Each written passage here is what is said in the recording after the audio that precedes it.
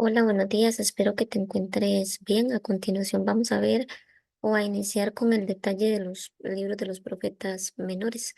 Para eso vamos a iniciar con el profeta Joel y te voy a compartir una pantalla donde va a mostrar la presentación de este profeta que les estoy hablando. Ok, nosotros, bueno, vamos a irnos al lado de arriba, creo que está ahí en el final de la presentación. El profeta Joel es un profeta que llama o tiene un llamado al arrepentimiento. Y también él habla acerca de que iba a ser derramado el Espíritu Santo sobre aquella generación. Entonces habla de una profecía que va a ser cumplida después. ¿Cuál es el autor y el contexto histórico de este profeta? Él es un profeta de Judá, o sea, del reino del sur. Em, Joel, su nombre significa Jehová es Dios. Él es hijo de un hombre llamado Petuel.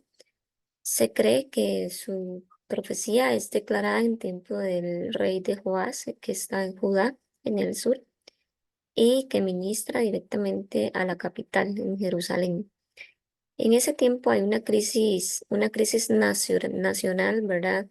Eh, donde hay advertencias sumamente duras, pero también hay un mensaje de esperanza.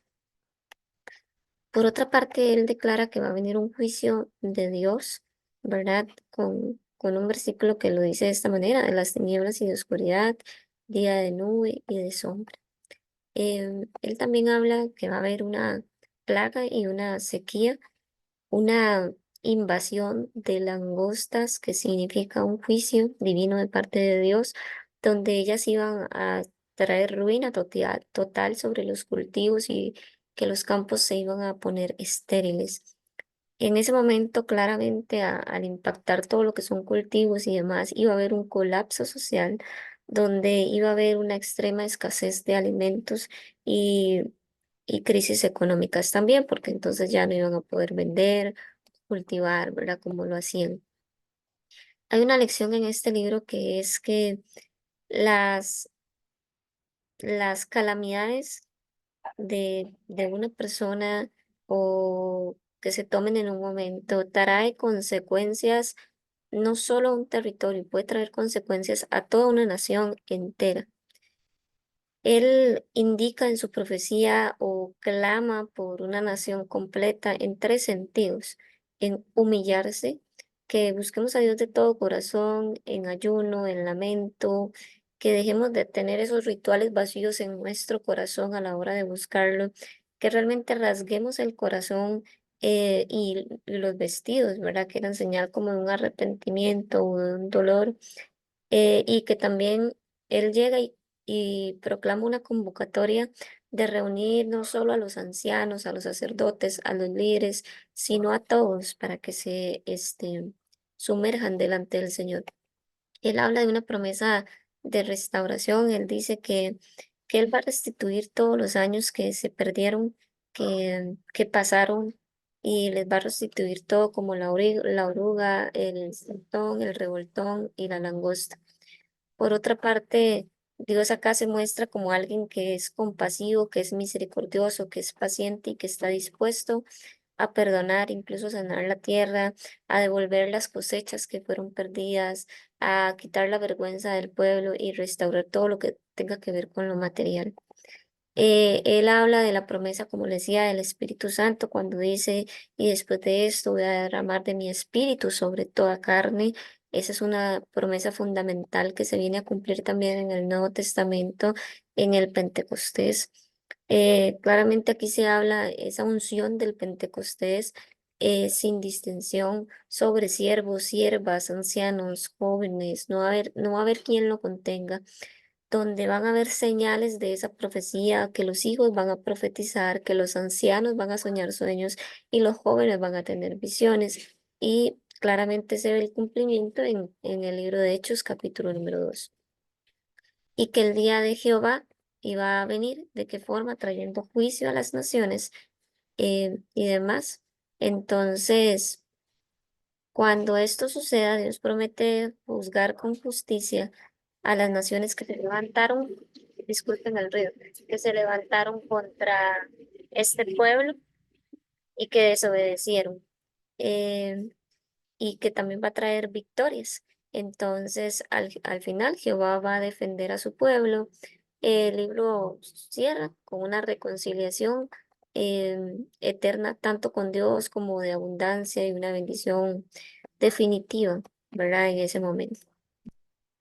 Por otra parte, el mensaje de Joel se centra en ciertas cosas, en advertir al pueblo de que Dios siempre advierte antes de ejecutar un juicio sobre alguien o alguna nación o alguna persona.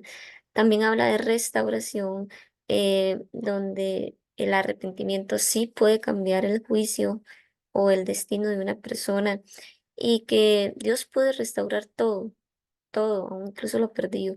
Y claramente la presencia de quién, del Espíritu Santo, el tener esa presencia va a garantizar que nosotros tengamos ciertas cosas como lo son el poder, la dirección y la comunión íntima con la iglesia.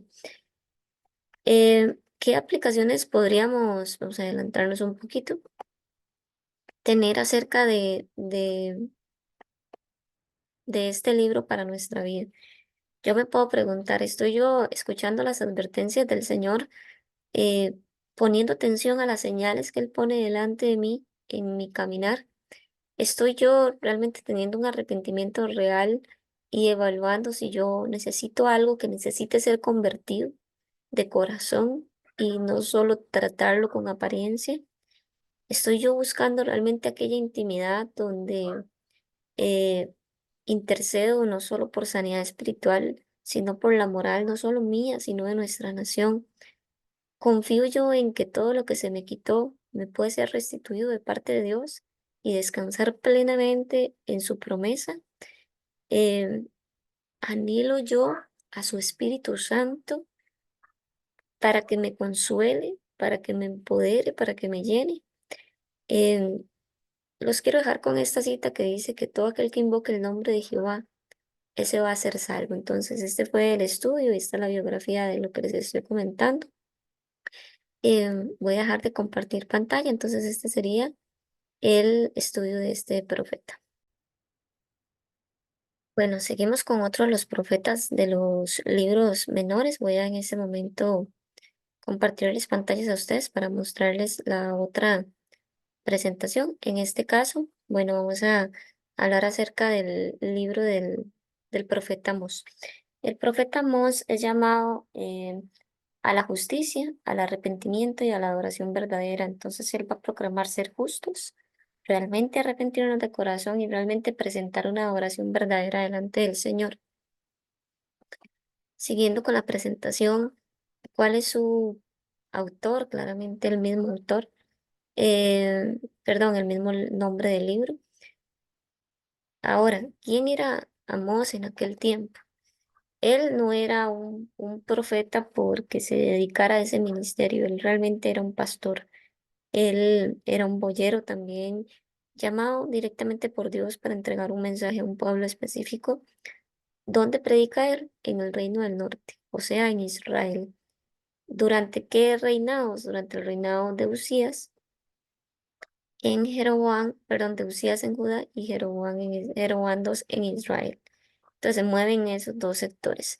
Él predica en un tiempo donde realmente em, hay mucha prosperidad económica, pero una decadencia espiritual demasiado grande.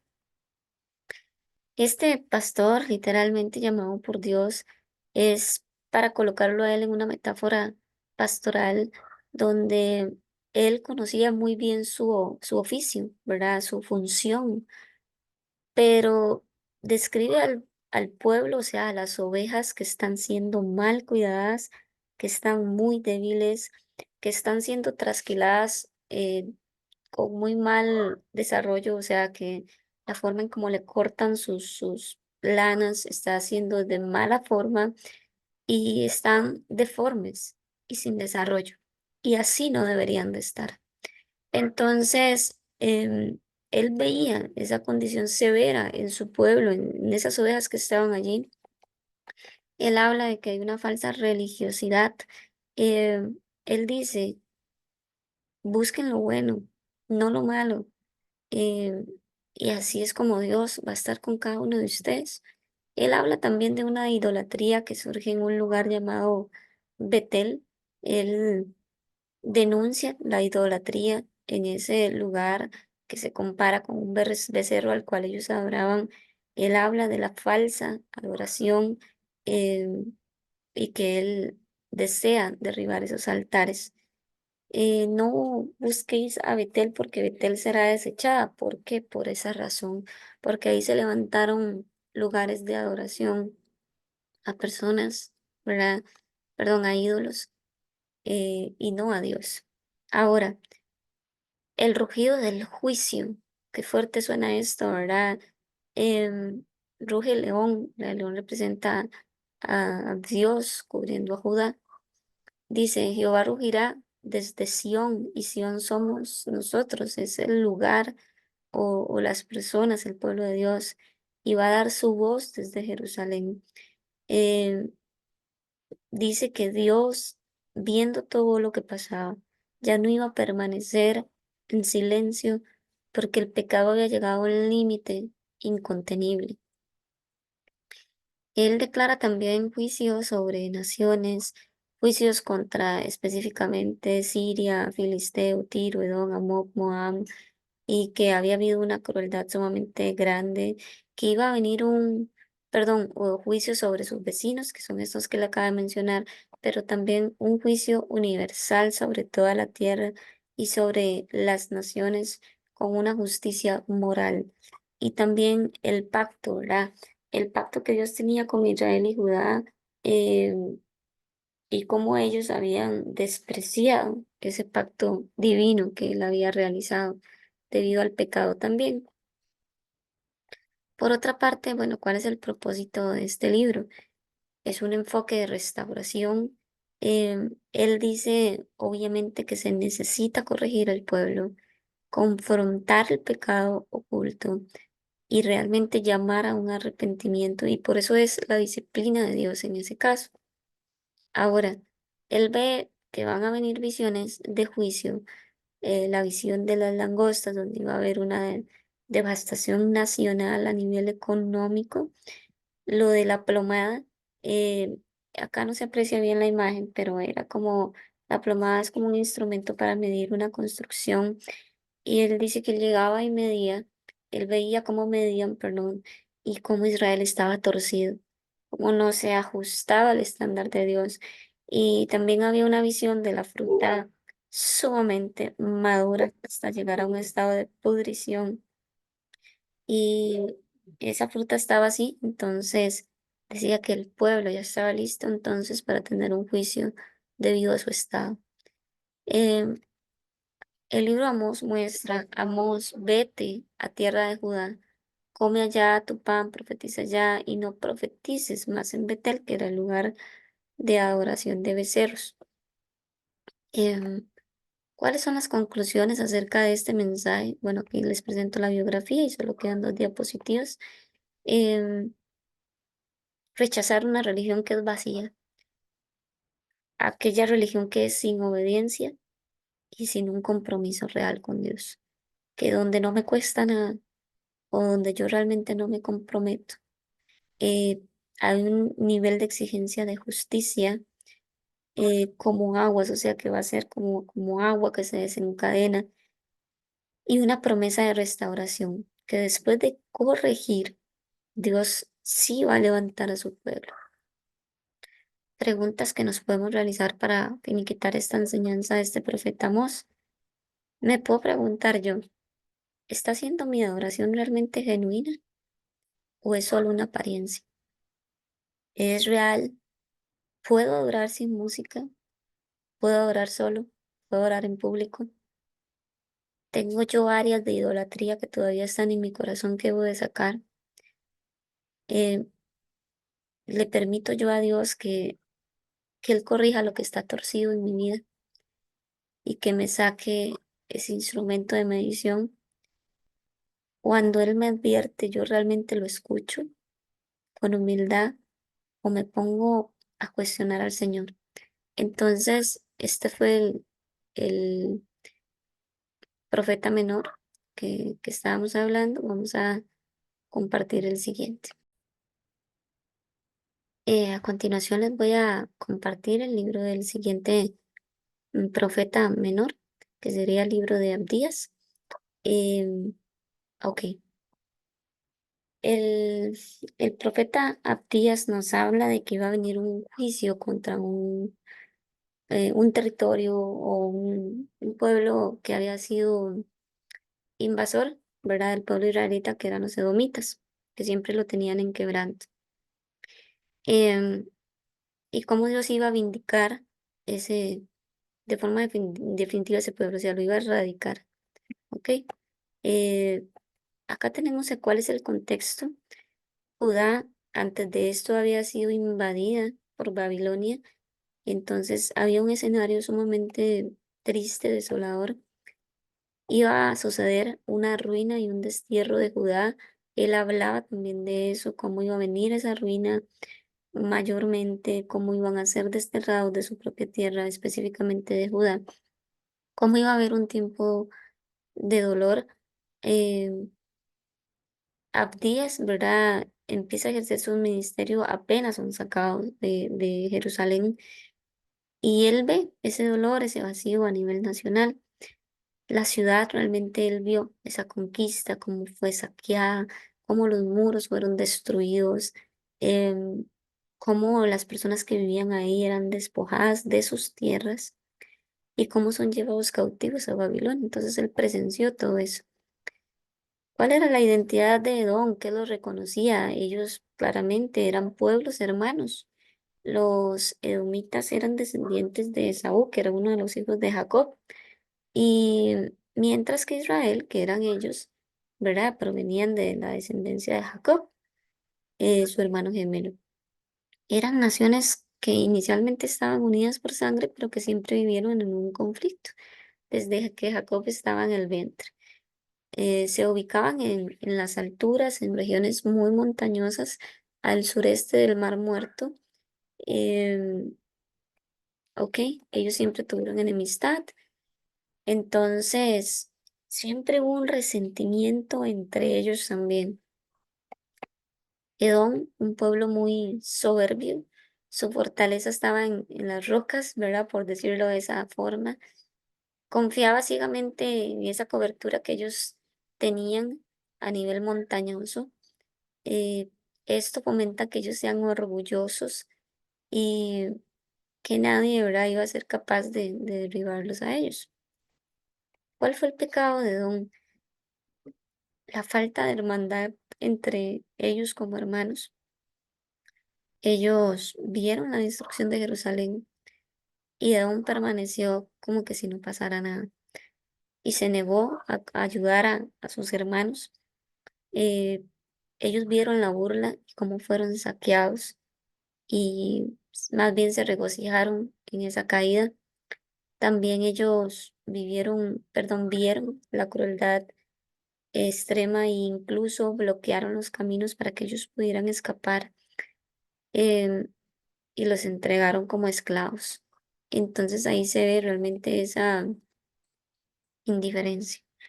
Dios llega y advierte, ¿verdad?, acerca del autoengaño o del orgullo, de la soberbia. Y ahí es donde se saca el texto que dice que Dios no se agrada del orgulloso. Eh, la ley de la retribución. Luego, bueno, esta ley de la retribución es que lo que sembramos, eso se recoge, ¿verdad? Más que todo en eso se define. Luego Dios habla por medio del profeta que iba a venir un consuelo, una restauración y que iba a haber una esperanza aún en el cautiverio. Dios a los que van exiliados les dice que Edom no va a quedar impune, que Él va a hacer justicia, eh, que Dios no los ha abandonado y que Dios sigue gobernando sobre cada uno de ellos. Edom iba a caer en el olvido y Judá realmente iba a recibir perdón del Señor, iba a ser restaurado. Hubo un cumplimiento en esta profecía donde se habla una invasión nabatea, ¿verdad? Em, Cuando los nabateos invaden a Edom, y los obligan a desplazarse de todas sus fortalezas que para ellos eran un disque orgullo militar. Eh, Edom pierde su identidad por completo, su independencia tanto política, su control de poder. Los imperios extranjeros vinieron a conquistarlos. Luego se menciona a Idumea, ¿verdad? Em, que llega y también los ejerce, les muestra presión o poder sobre ellos, y luego una extinción total, completa de los edomitas tras haber sido destruido Jerusalén, ¿verdad? Los edomitas desaparecen por completo en la historia. Entonces se ve el cumplimiento de la profecía de este profeta. ¿Cuáles son los mensajes centrales?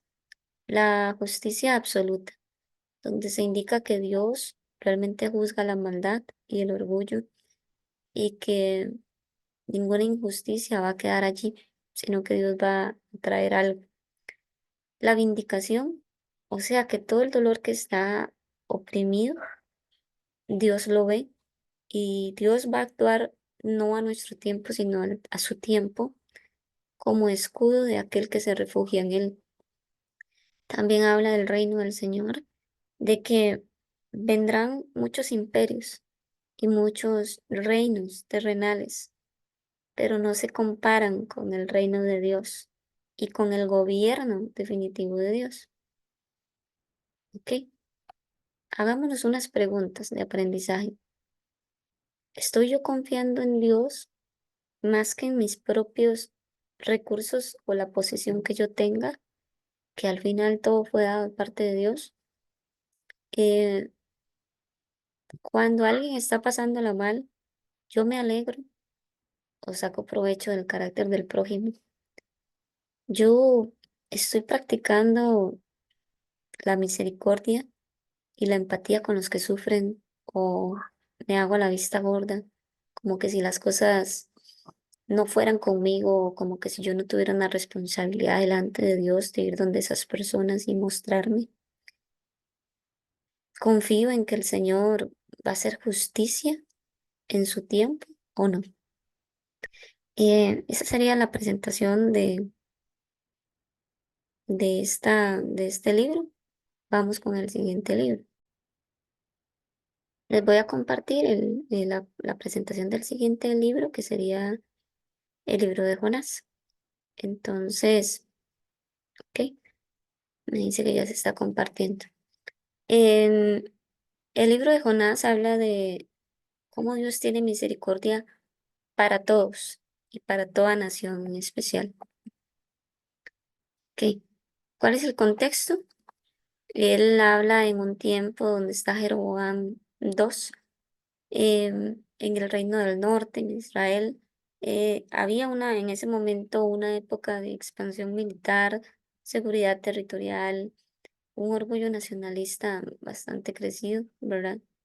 Eh, a diferencia de otros profetas menores, ¿verdad? Que contienen profecías y oráculos, Jonás se enfoca en una experiencia más humana, ¿verdad? Y en una resistencia interna de querer ir a hacer algo que Dios ya le había mandado a hacer.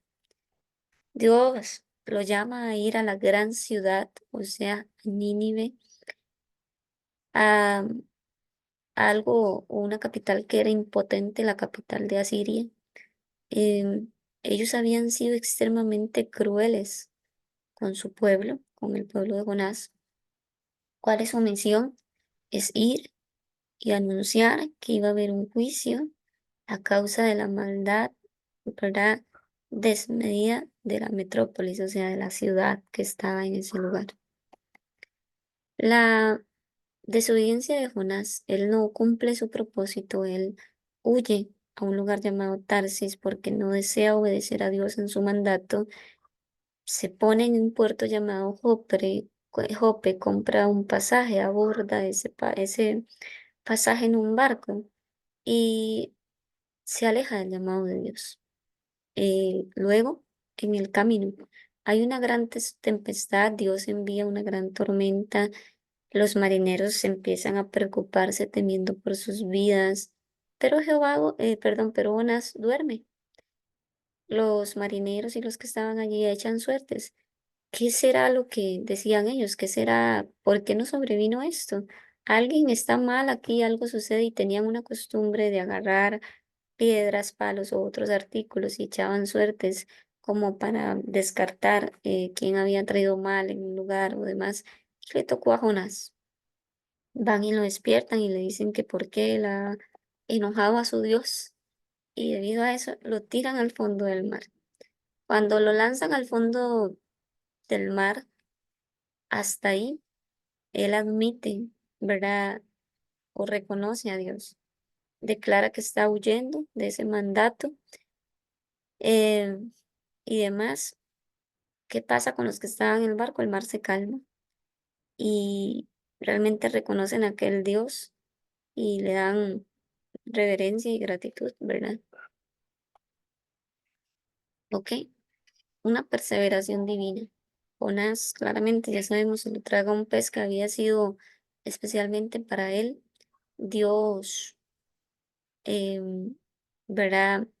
Lo llama y lejos de ser un castigo, aquello que él había pasado, representa cómo Dios es un Dios soberano eh, que aún sostiene nuestra propia vida en medio de consecuencias en las cuales quizás nosotros muchas veces nos metemos. Em, Hay una segunda oportunidad para Jonás de gracia, donde Dios restaura a este profeta, em, donde Él lo saca de aquellas entrañas de muerte, lo hace arrepentirse y mostrar gratitud. El pez llega, lo vomita cerca de la costa y nos trae memoria que Dios no abandona sus propósitos y vuelve a hablarnos de que tenemos un propósito y que tenemos que ir por ese propósito. Y Dios es un Dios de nuevos comienzos. Él predica así, da un anuncio, obedece, lo proclama. En 40 días aquella ciudad iba a ser destruida.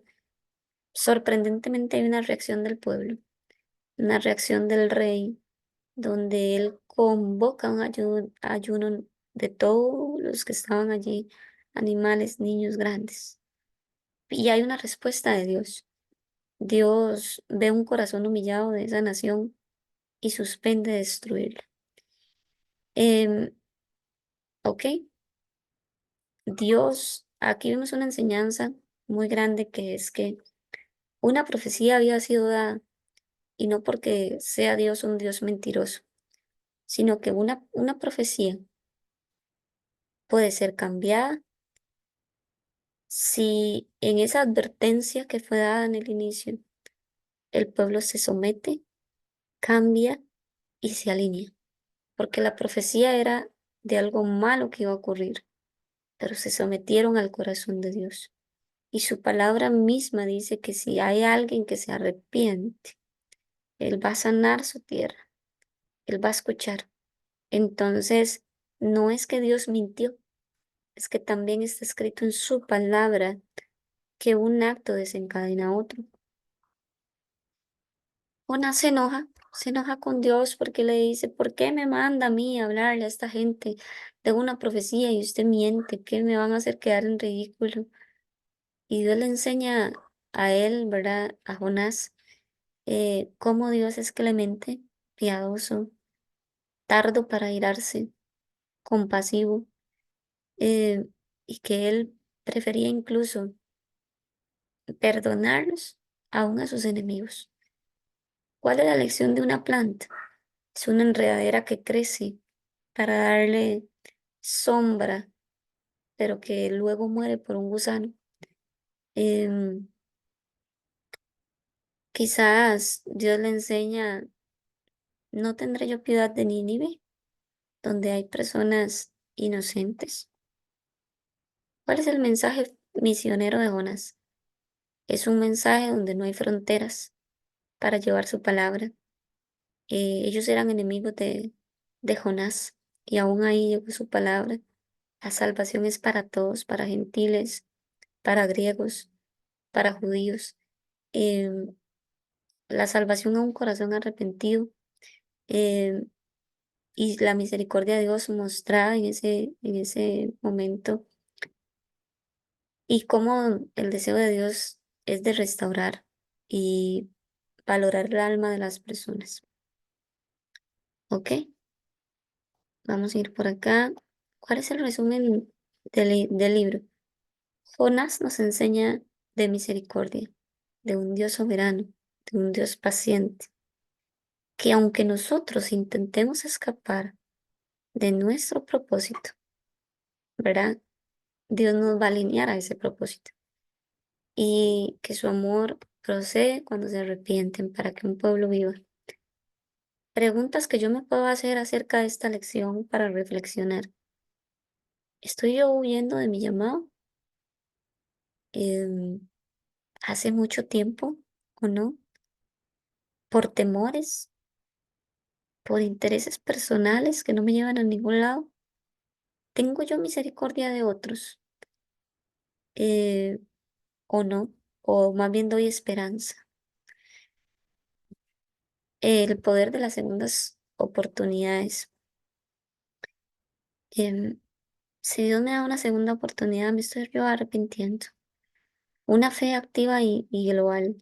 Me estoy yo comprometiendo con el Evangelio sin discriminar raza, color, origen, política, cultura. O digo, di, no, el llamado misionero no es mío, ¿verdad? Cuando es un trabajo de todos. Acá terminaríamos el libro de Jonás, entonces voy a dejar de compartir la pantalla.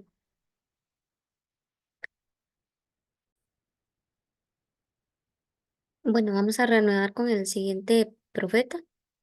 El profeta Miqueas es el que me sigue en presentación. No están ordenados, pero están todos los profetas menores.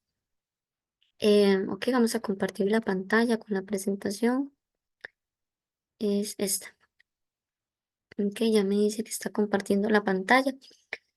El libro de Miqueas, claramente otro de los profetas menores del Antiguo Testamento, nos habla de varias cosas. Que iba a venir también un juicio, que Dios iba a hacer justicia, pero que Dios era la esperanza para su pueblo. Aunado a esto, vamos a realmente recordar cuál era el contexto del profeta. Él sí era un profeta de campo o de ministerio, donde se originó. Él provenía de un lugar que se llamaba Moreset Gat, de un entorno rural. Em, Él tenía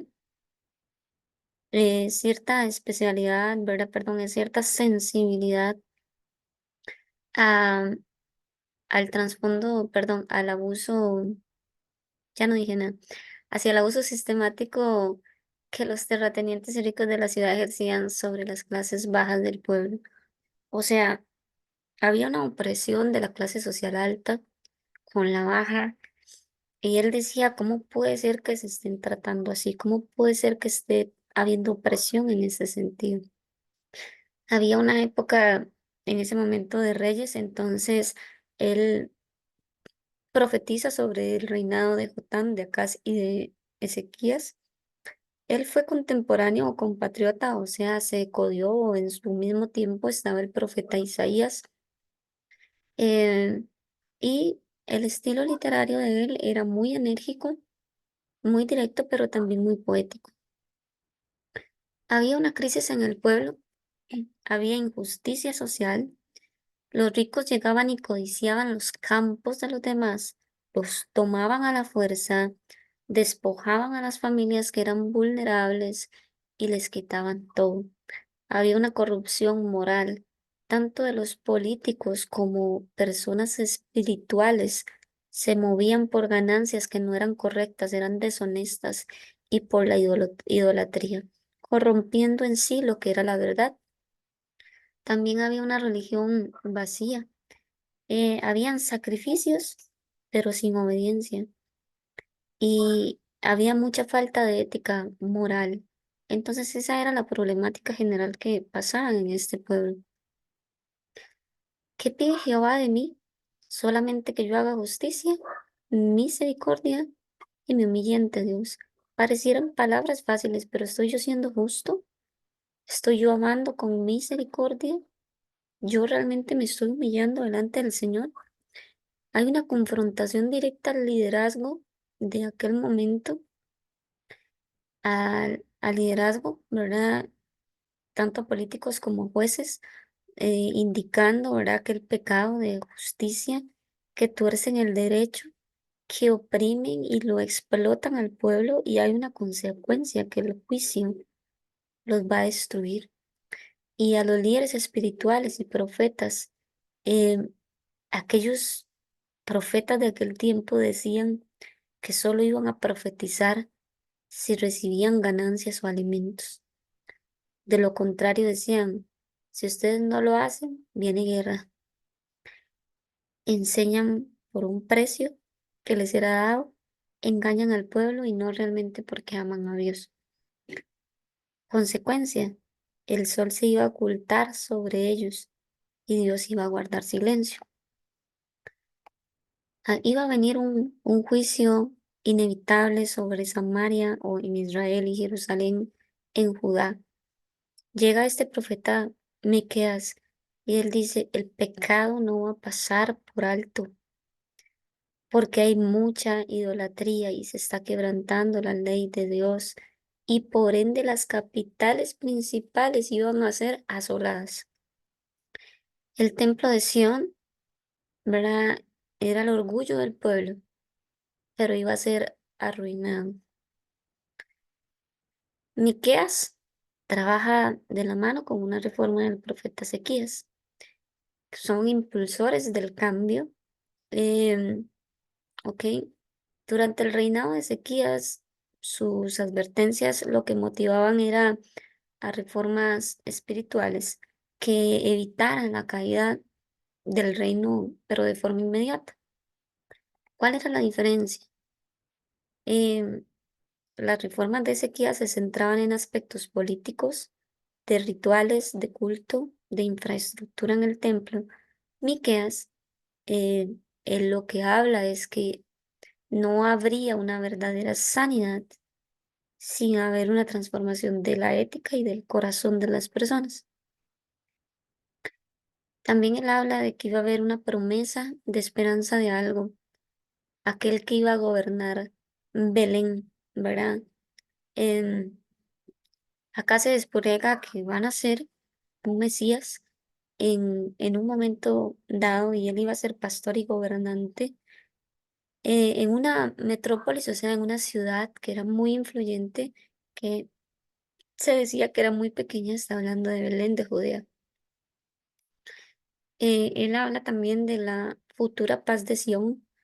Recordemos, Sión son los judíos o en contexto, em, donde hay una imagen de una espada en asadones, perdón, en asadones.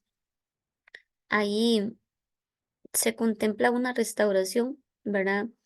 Em, donde el monte de la casa del Señor será establecido como cabeza de los montes de las naciones.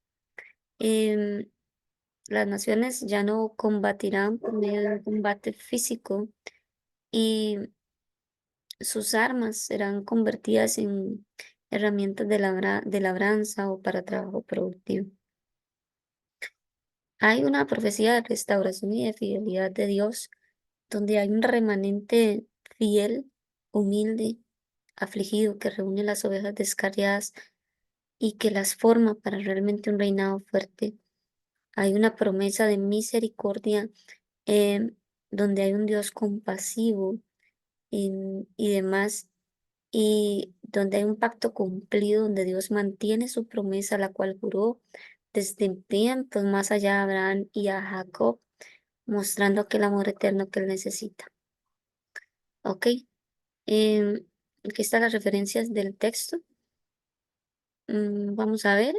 Dice el libro de Miqueas, Dios aborrece la opresión y la religiosidad hueca, pero su fidelidad eterna y gracia restauradora siempre ofrecen un nuevo amanecer para quienes le siguen con rectitud. Eso es lo que nos espera a nosotros. Y para cerrar este libro, vamos igual que con nosotros a hacernos unas preguntas reflexivas. Yo estoy teniendo una fe interna en mi corazón coherente. ¿Es mi relación con Dios genuina o simplemente algo formal, externo, cultural que le estoy mostrando a los demás? ¿Estoy yo haciendo justicia diaria, mostrándome recto? ¿Estoy actuando íntegro en todo lo que tengo, los negocios, los tratos sociales, incluso en mis responsabilidades civiles, diarias, normales? ¿Amo la misericordia? ¿Voy más allá de ver una necesidad y decirle que Dios te bendiga? ¿O realmente ayudo con compasión y sacrificio a los más vulnerables? ¿Tengo humildad ante Dios? Em, ¿Soy egoísta? ¿Tengo un ego interno? ¿Dependo de Él? Entonces, acá dejo de compartir la pantalla porque estamos terminando este libro y para continuar con el otro. Bueno, vamos a continuar con el profeta Nahum. Entonces les voy a compartir la presentación de dicho profeta. Voy a abrirla nada más un momentito. Profeta Nahum, dame un momento. Sí, ya acá está abierta y vamos a ampliarla.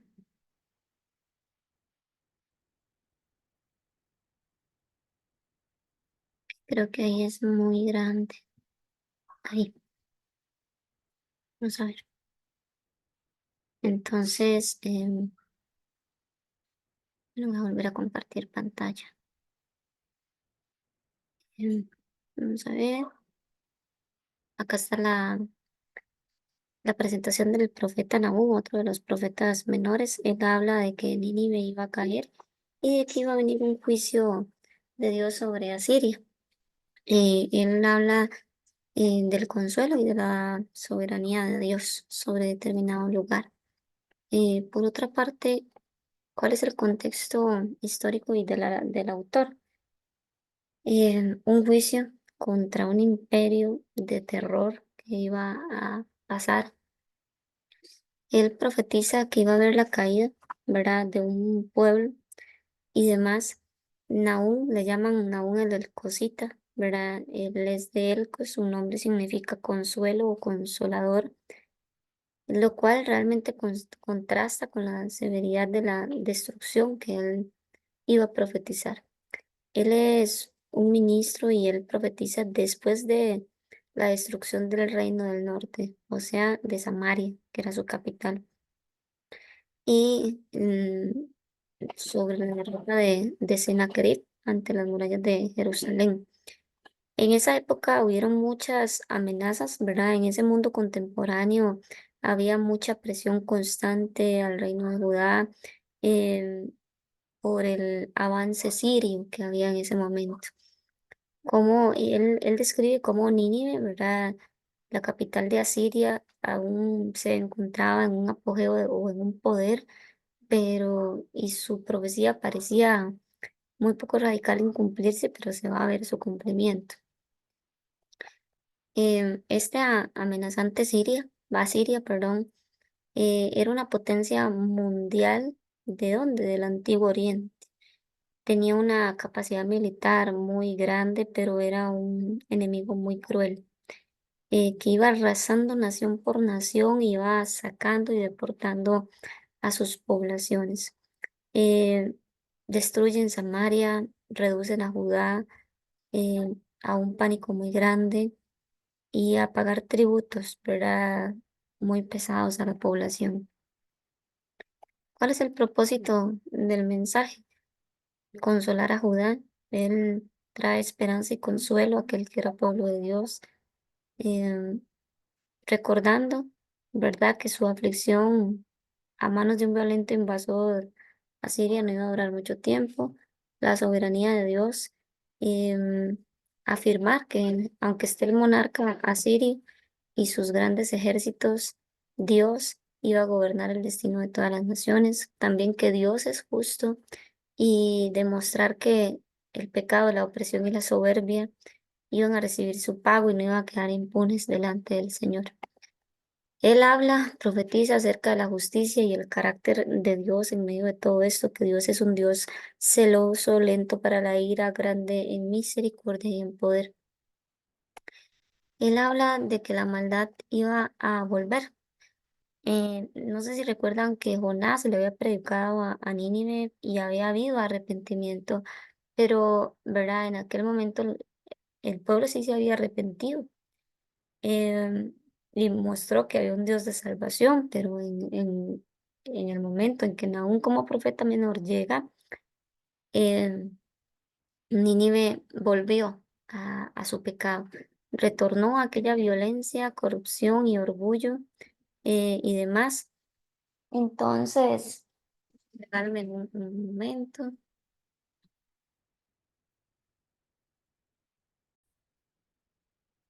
Disculpen, es que como que se quiso trabar la presentación, ¿ok? Les estaba comentando, em, vamos a poner la presentación de nuevo. Ok, acá sí se está compartiendo la pantalla. Les estaba hablando que en el tiempo de Nahum, el pueblo vuelve a su pecado original y por eso este juicio es pronunciado por Nahum, ya que ellos endurecen su corazón. Acá se muestra el carácter de Dios, eh, y los atributos de Él. Se presenta como un Dios justo, un Dios santo, un Dios soberano, un Dios poderoso, que al que realmente es culpable no lo deja sin castigo. Eh, También se muestra a Dios como un Dios paciente, tardo para la ira, pero grande en misericordia. Y el pueblo persiste en no arrepentirse. Hubieron razones para la caída de este pueblo y es las atrocidades que cometió Asiria, un pueblo que fue cruel, violento, con idolatría, con opresión, con hechicería, con mentiras. Entonces Dios lo que dice, bueno, ustedes son crueles y violentos, voy a destruir su ejército. Ustedes son orgullosos o idólatras, entonces sus murallas van a ser destruidas por las aguas. Ustedes oprimen a las naciones. Em, el yugo que tienen sobre Judá va a ser roto y van ellos a tener libertad y paz.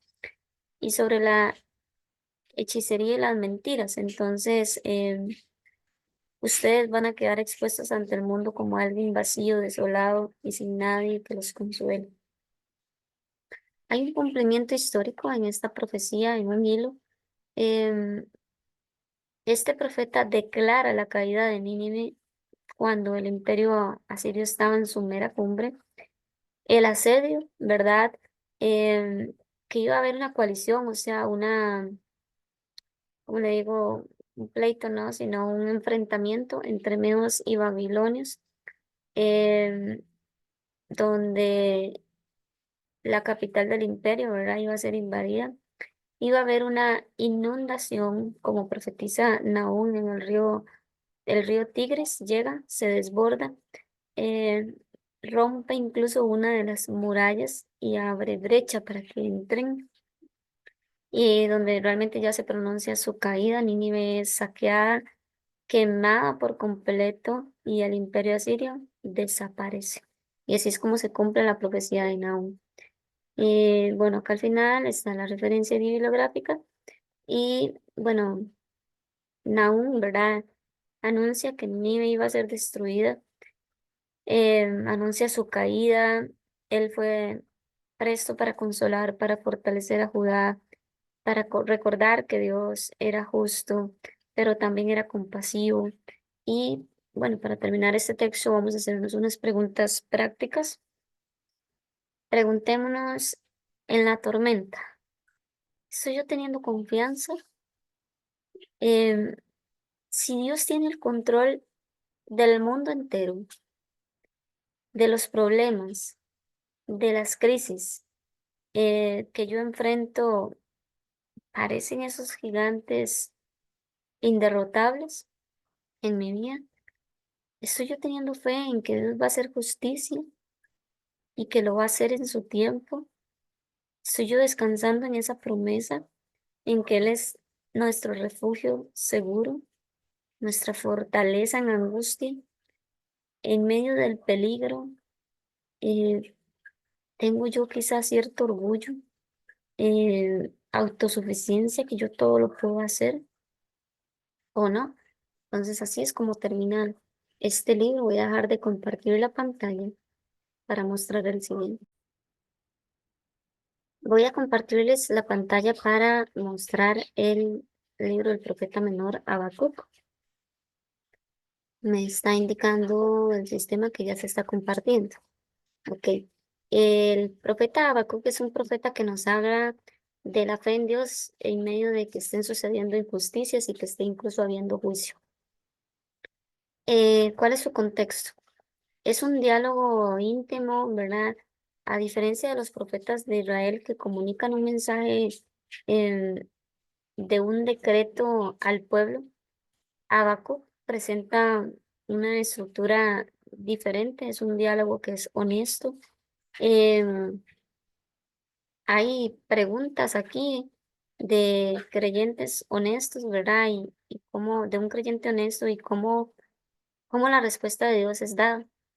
Hay una situación en Judá, él empieza su labor profética cuando hay una decadencia moral, política y civil devastadora en Judá, y este pueblo es dominado por violencia, maldad, injusticias en tribunales, ¿verdad? Los cuales se están ejerciendo mal, donde hay mucha corrupción en los líderes y una desobediencia a la ley de Dios.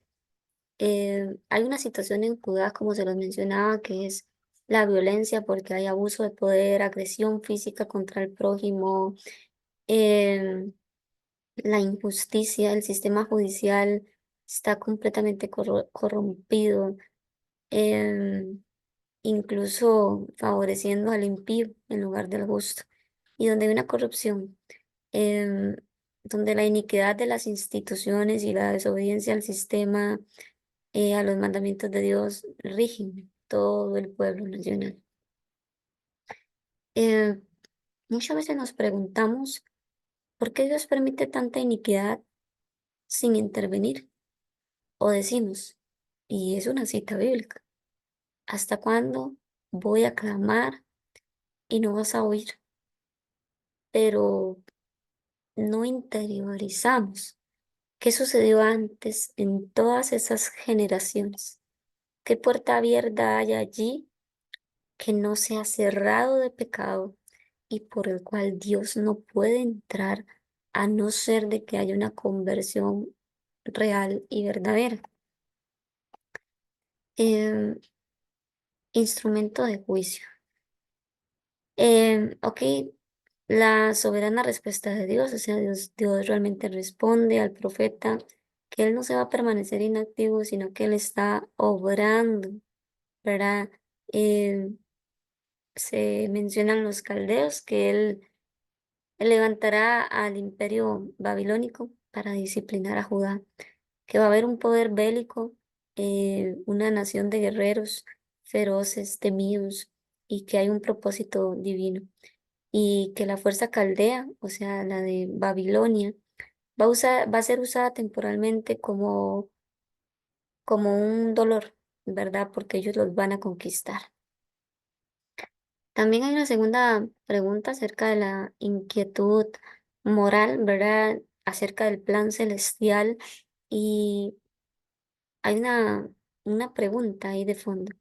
Y él pregunta con sinceridad, ¿cómo puede un Dios santo, puro y justo valerse de un imperio idólatra, cruel y malvado para castigar a su pueblo? Em, con todas sus fallas, sigue siendo más justo que incluso todos los caldeos, decía él. Pero Dios le responde y le dice a Habacuc que Dios primeramente tiene el control de todo y el control definitivo de toda la historia humana, de todos los tiempos y de todas las naciones, y que Babilonia solo es un instrumento provisional de disciplina, porque el pueblo está actuando por libre albedrío y ningún imperio va a escapar de una justicia final, y ellos también van a pagar sus culpas. O sea, Dios está usando al enemigo para disciplinarlos, porque tienen puertas abiertas de pecado en su corazón. Pero no significa que Dios no vaya a hacer justicia sobre aquellos que están haciendo lo malo y los que están arremetiendo contra el pueblo de Dios, porque Dios va a ser justo en un tiempo después traer esa justicia. Los ayes, esa palabra ayes es dolor contra la opresión, de que va a haber juicio al opresor, o sentencia, ¿verdad? Que era lo que les estaba explicando. Va a haber una rendición de cuentas, ¿verdad? De idolatría, de maldad, que no va a quedar en el olvido y esa soberanía global que les está exponiendo, ¿verdad? ¿Cuál es el eje central del libro? El tema central. El justo va a vivir por fe. Em, Frente a la crisis, el justo no se apoya en su propia prudencia o sabiduría, sino que debe confiar en la fidelidad eterna de Dios, cuyas palabras son inmutables o no cambian. Y también nosotros, en medio de todo eso, debemos de pasar de una queja a una adoración. El profeta es transformado. Hay un recuerdo fiel em, a obras que hizo el Señor antes. Hay un reconocimiento de la majestad de Dios, pero también hay un silencio reverente que deja aparte los cuestionamientos y se rinde ante Dios. Por otra parte, mostrar la fe en medio de la crisis.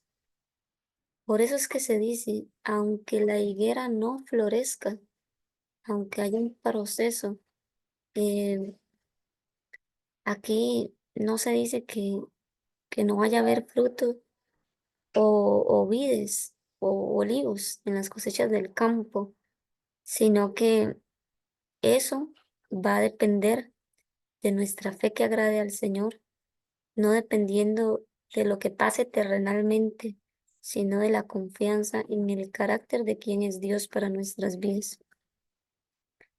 Em, por otra parte, hay otras enseñanzas como la soberanía en medio de la tormenta.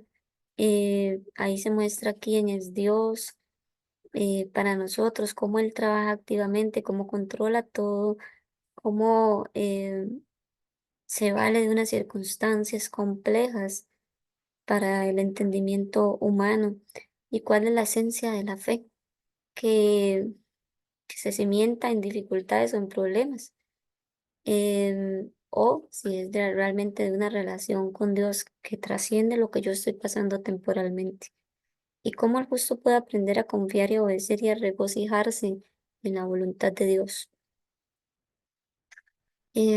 Bueno, acá más adelante está la biografía de esto que estamos hablando. Em, yo hago unas preguntas para finalizar. ¿Estoy yo confiando en la soberanía de Dios, en que Él tiene el control, aunque yo no logre comprender lo que está sucediendo a mi alrededor? ¿Estoy yo permaneciendo firme en mi fe, obediente a lo que Él está pidiendo, aunque la cultura que esté a mi alrededor esté moralmente destrozada y destruida o en pecado? Mi felicidad personal depende de mis circunstancias externas, internas o de mi comunión con Dios. Yo puedo mostrar un cántico de adoración sincera al Señor, incluso en temporadas más áridas del desierto de mi vida que esté pasando en este momento. Entonces, con eso terminamos el libro de Habacuc. Voy a dejar de compartir para explicar el siguiente libro. Bendiciones de nuevo. A continuación le voy a seguir compartiendo la pantalla con el siguiente profeta menor. En este caso vamos a ver el profeta, eh, vamos a ver, nada más déjenme acomodarlo por acá arriba. El, el profeta Sofonías, profeta menor. Él habla acerca de juicio, de arrepentimiento y de esperanza para el pueblo de Dios. Seguidamente en la presentación podemos ver el contexto histórico del ministerio de Sofonías, él entra en una época donde hay una transición, o sea, donde hay un cambio y donde hay una reforma espiritual en el reino de Judá. Eh, la reforma del rey Josías, que es en el tiempo en el cual él hace su profecía, eh, Sofonías llega y profetiza a dicho rey y apoya los esfuerzos en que junto con él o trabajan de la mano en restaurar el culto para Jehová, en eliminar todo lo que tiene que ver con la idolatría, volver a la obediencia y a la ley de Dios. em, pero a pesar de todas las leyes externas que habían, el pueblo seguía infiltrado en lo que era el pecado. Entonces, eso hacía que declinara el pueblo a pesar de muchos esfuerzos del rey Josías y del profeta Sofonías. El diagnóstico de cómo estaba la nación en ese momento, había mucha hipocresía. Muchos obedecían solo por aparentar o por la presión social de los demás sin ser transformados realmente en su corazón. Luego, en cuanto a la idolatría, em, ¿verdad? Regálenme un momento, vamos a abrir esto. Es que está pegando un poquito la presentación. Bueno, perdón, disculpen, siguiendo con la presentación, está el diagnóstico de aquella nación que también tiene idolatría. Entonces, ellos mezclaban lo que era la adoración a Dios con cultos a falsos dioses. Y había mucha corrupción, había orgullo, indiferencia, maldad a nivel social, entre otras cosas más. Había un inminente, o sea, iba a pasar un juicio final, lo que se llama el gran día de Jehová en la profecía de Sofonías, donde se supone que va a haber mucha ira, mucha angustia, mucha oscuridad, y es una advertencia final para quién, para el reino de Judá y todas las naciones. Es un juicio que va a venir, ¿verdad? En días posteriores, lo que es el juicio final. También ellos declaran que va a haber una disciplina sobre el pueblo de Jehová. El pueblo había conocido a Dios, pero elige rechazar la ley de Dios y elige desobedecer. Hay un propósito. Dios no castiga por odio o no castiga porque no nos ame, sino porque Él desea purificar al pueblo y desarraigar el mal en los corazones del hombre. Este libro claramente, este profeta nos invita a la misericordia. Con esta cita dice, busquen la justicia, la mansedumbre y ustedes van a ser guardados en el día del enojo o del juicio final. También va a haber un juicio final, ¿verdad? Vamos a dejar de compartir un momento para mostrarles algo también junto con eso. Siguiendo compartiendo la pantalla acá en la presentación, este profeta, ¿verdad? Nos habla de un juicio que va a ser universal, o sea, todo el mundo, donde se indica o se da a entender que Dios es el Dios de toda la tierra. Toda la nación es responsable de su propia santidad. em, y un juicio abre paso muchas veces a la conversión de los pueblos. Vamos a seguir avanzando por acá. Ok, va a haber una promesa al mundo en la profecía que se está hablando, donde los pueblos realmente van a abandonar sus ídolos, van a adorar realmente al Dios verdadero y donde la soberanía, el gobierno de Dios va a ser reconocido a nivel mundial. Eh, Hay un remanente que habla él donde dice que Dios lo preserva, donde Dios guarda un grupo de personas que realmente son fieles, son humildes, dependientes de Él, que muestran fidelidad en esa humildad o necesidad absoluta de Dios en cuanto a la dependencia no de su propia fuerza, ni de su propia riqueza, ni de lo que tengan, y en cuanto a su fidelidad al ser obedientes, aun cuando veamos que otros se aparten. Eh, Siguiendo acá. El final de la historia de este libro lo que nos enfatiza es que va a haber un periodo de restauración y de gozo, porque Dios está en medio de nosotros, Él nos va a salvar, em, nos va a dar alegría, nos va a dar amor y nos va a dar un cántico nuevo en medio de todo. Entonces dice que Dios siempre va a habitar con su pueblo, va a quitar la vergüenza que sufrieron y va a traer salvación eterna eh, a nuestro alrededor, a nuestro mundo, a nuestra familia. Hay un mensaje central, ¿verdad? Eh, el profeta Sofonías indica que el pecado siempre va a tener una consecuencia que va a haber que asumir, pero el juicio de Dios trae como finalidad que seamos purificados y la restauración de un pueblo que es fiel. Hay unas preguntas que nosotros, bueno, aquí están las referencias del tema. Hay unas preguntas que quiero hacerles para terminar este libro. Dice que yo obedezco realmente, genuinamente o solo para ser visto. Eh, Nos vuelve a preguntar, muchos de los profetas menores se enfocan en lo que es la idolatría, pero ¿qué estoy haciendo yo? ¿Tengo algún ídolo que sacar? Eh, ¿Yo estoy confiando en la restauración que Dios me está prometiendo o no?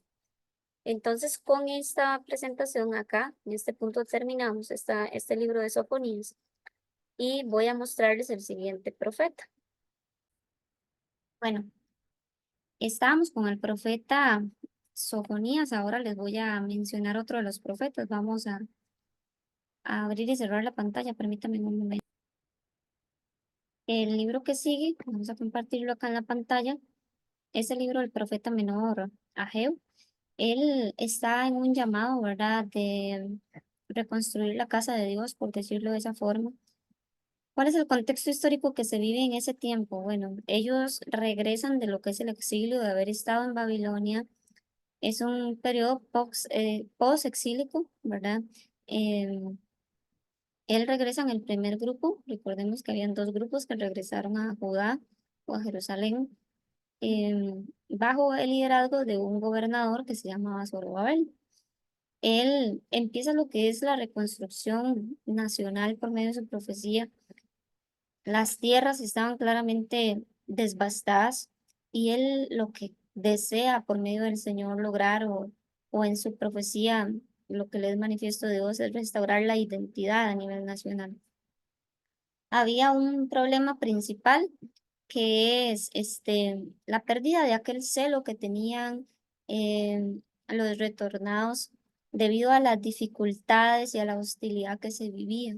También había mucho desánimo, em, sea por circunstancias físicas que provocaban mucha apatía y también estancamiento espiritual, pero también habían prioridades en la vida de las personas que habían sido desviadas.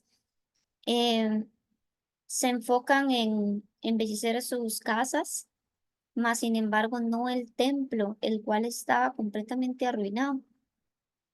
¿Cuál es la misión del profeta? Él llega a despertar y a motivar a Judá a retomar, ¿verdad?, aquel propósito sagrado por el cual regresan a la tierra prometida.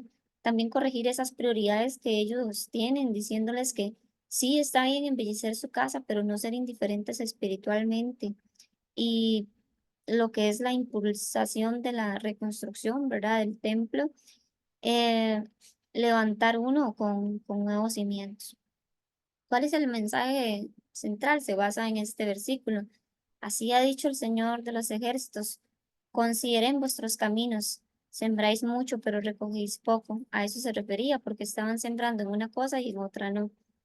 Luego se ven la causa del por qué ellos tenían un tiempo de escasez, que era un tiempo duro de dificultades a nivel material acerca del pueblo. Tenían poca cosecha, estaban insatisfechos, la tierra estaba seca, pero todo eso que pasaba terrenalmente estaba vinculado como una consecuencia de cómo ellos se encontraban espiritualmente, em, ya que priorizaban las cosas personales sobre lo que Dios les estaba pidiendo. Entonces, debido a eso es su decadencia. Él insiste en retomar la obra, en que sea un llamado colectivo, o sea, en conjunto, con el pueblo, con los líderes civiles, con los religiosos, con los ciudadanos comunes, tanto a unir ese esfuerzo físico, em, sin poner de pretexto que había carencia de recursos. También hay una respuesta inmediata. La voz de Ageo también fue escuchada, Zorobabel y Josué y el remanente que había en ese momento logran empezar a trabajar juntos en lo que es el templo. Entonces les dice, yo estoy con ustedes en su profecía, aunque el templo iba a parecer humilde aquel que había hecho Salomón, Dios dijo que lo iba a llenar con una gloria sumamente inmensa. Hay promesas de gloria de parte de Dios donde el esplendor iba a ser mayor, su segunda casa sería mayor que la primera. Eh, También hay una presencia activa, Dios les exhorta y les dice, esfuércense, trabajen, yo estoy con ustedes, no los he dejado, hay una bendición que ha sido renovada. Eh, y se empiezan aquello que Dios prometió. Hay unas verdades teológicas que se sacan también de esta profecía del profeta Ageo, que es tener por prioridad a Dios. Luego en eso, ¿verdad? Que el ser humano se desvía en lo terrenal, y en consecuencia hay una escasez física que llega y toma por fruto lo que hacemos si no lo hacemos con la prioridad de Dios, que debe de haber una obediencia activa, sí, en lo que Dios nos pide y no postergar el llamado que Él nos está haciendo para hacer sus cosas. También como consecuencia que Dios va a levantar su mano para restaurar la tierra y que también iba a haber una presencia de Dios, que no podíamos quedarnos lamentando lo que sucedió atrás. Él nos dice, sigan delante, yo estoy con ustedes, yo soy el que aseguro su futuro, por decirlo de esa forma. Bueno, acá abajo están lo que son las referencias de lo que estamos conversando. Hay una cita que dice en síntesis del libro de Ageo, hay que ordenar las prioridades del corazón, retomar lo que Dios nos encomendó y descansar en la presencia de Dios realmente. Hay algunas preguntas que igual que con los otros libros quiero realizarles. Me pareció hacerlo de esta forma porque quiero que interioricemos en un aprendizaje que nos quieren dar estos profetas a nivel personal. Preguntémonos hoy, ¿qué está ocupando el primer lugar en mi vida? ¿Estoy afanado? ¿He dejado la devoción a Dios? ¿He dejado el servicio al Señor? ¿He descuidado los compromisos que Él me pidió a mí hacer? No que yo me comprometí, los que Él me pidió a mí hacer. ¿Acaso ha llegado el desánimo o circunstancias difíciles y hemos dicho, no, Señor, voy a abandonar, voy a declinar, o yo confío fielmente en el respaldo del Señor? Eh, el Señor es el quien capacita, pero a los que se proponen en trabajar por lo de Él.